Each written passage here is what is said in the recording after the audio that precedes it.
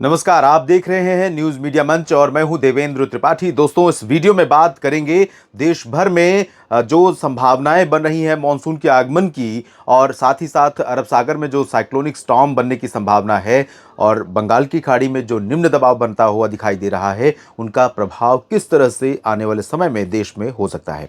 सबसे पहले मानसून की प्रोग्रेस देख लेते हैं। 4 जून को मानसून आगे बढ़ा था, 2 जून को, उसके बाद अब तक प्रोग्रेस नहीं हुई है। आज का अपडेट अभी नहीं आया है और यहाँ पर मानसून के आगे बढ़ने की संभावनाएं फिलहाल बहुत ज़्यादा होगा तो लक्षद्वीप की तरफ थोड़ा सा प्रोग्रेस हो सकती है कल, खासतौर पर 6 जून को, और थोड़ा सा यहाँ पर ऊपर आ सकता है। लेकिन केरल में मानसून के आने के लिए जो निश्चित मापदंड हैं वो अगले 48 घंटों में फिलहाल पूरे नहीं होंगे।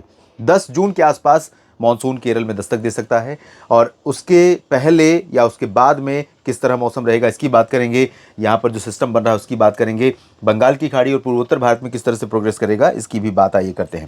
सबसे पहले आज की स्थिति देख लेते हैं।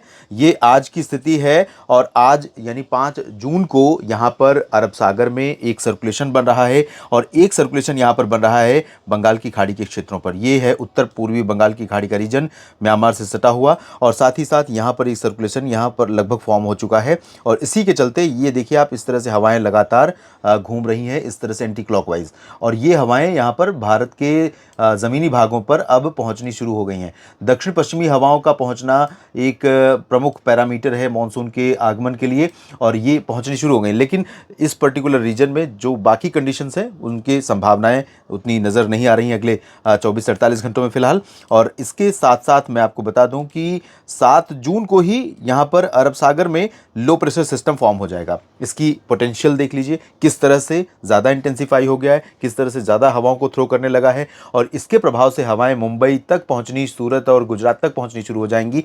अभी जो हवाएं आ रही हैं सिर्फ उत्तरी अरब सागर से आ रही हैं, लेकिन ये सिस्टम हवाओं को थ्रो करना शुरू करेगा तो थोड़ा सा परिवर्तन आपको मध्य भारत में, दक्षिण भारत के जो पश्चिमी इलाके हैं इंक्लूडिंग महाराष्ट्र और मध्य प्रदेश, गुजरात, साथ ही साथ कर्नाटका, गोवा, इन भागों में मौसम में परिवर्तन शुरू हो जाएगा।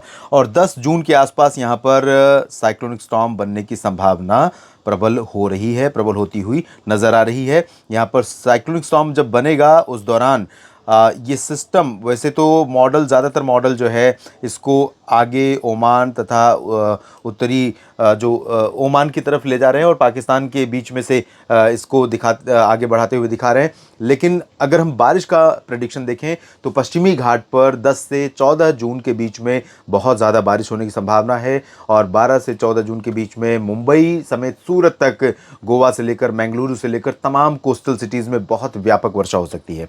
आपको ये भी बता दूं कि जिस समय ये साइक्लोन फॉर्म हो जाएगा उस दौरान जो मध्य भारत के क्षेत्र हैं, ये आप देख सकते हैं किस तरह से यहाँ पर हवाओं का फ्लो गुजरात और राजस्थान के रास्ते, ये पूरा का पूरा रीजन इन हवाओं के दायरे में आएगा।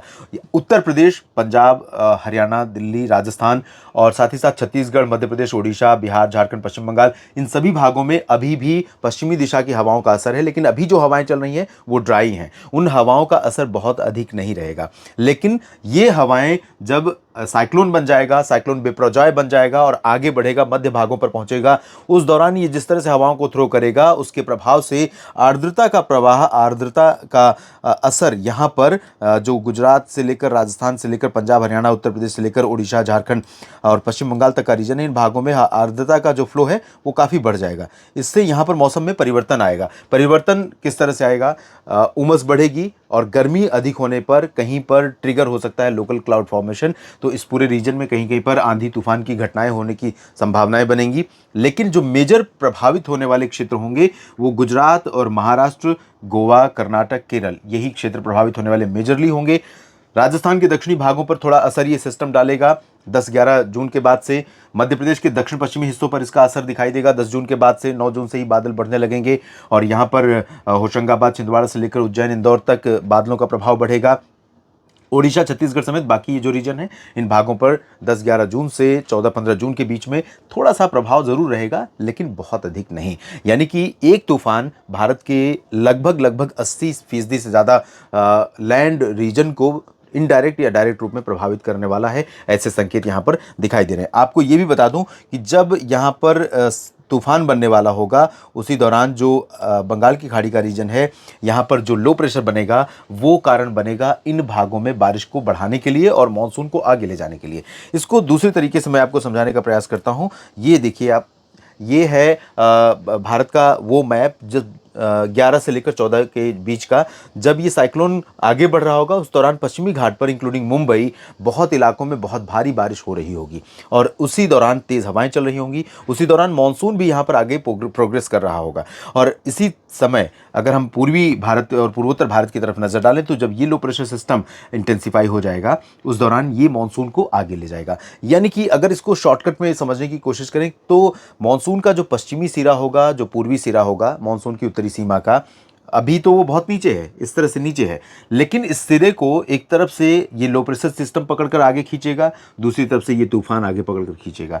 बीच में इसमें बहुत ज़्यादा प्रोग्रेस नहीं होगी, इसीलिए बहुत स्लो प्रोग्रेस होने की संभावना है। इसलिए पहले केरल में और तटीय कर्नाटक में पहुंचेगा मानसून और इधर पूर्वोत्तर में पहुंचेगा। बीच के क्षेत्रों में अभी और विलंब होने की संभावना या आशंका नजर आ रही है। इस वीडियो में फिलहाल इतना ही। लगातार जुड़े रहिए न्यूज़ मीडिया मंच के साथ तमाम खबरों के लिए और मौसम पूर्वानुमान डेली या अगले 3 दिनों के मौसम पूर्वानुमान और साप्ताहिक पूर्वानुमान के लिए मौसम तक चैनल के साथ। धन्यवाद।